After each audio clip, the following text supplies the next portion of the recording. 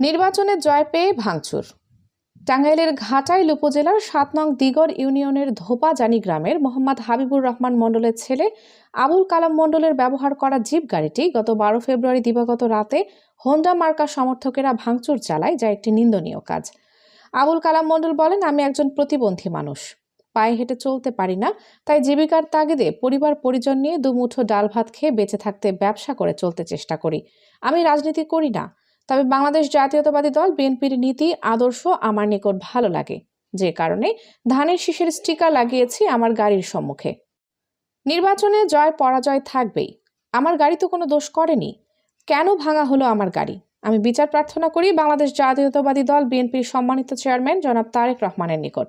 দয়া করে আপনি আমার এই বিষয়টি দেখবেন। আমি ধানের শীষ করি বলে কি আমার অপরাধ হয়েছে?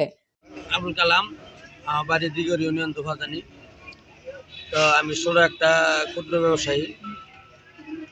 আমার এই ধানের শীষকে ভালোবাসার কারণে ধানের শীষের মনোগ্রাফ গাড়ির মধ্যে লাগাইয়া নির্বাচনের সাথে কিছু সম্পৃক্ত হওয়ার কারণে আজকে আমার এই গাড়িটি ভাঙচুর করছে স্বতন্ত্র প্রার্থীর লোকেরা, হুন্ডা লীগ লোকেরা। তো আমি এর তীব্র প্রতিবাদ নিন্দা জানাই। আমি এটার বিচার চাই। নেতা তারেক রহমানের দৃষ্টি আকর্ষণ করতেছি।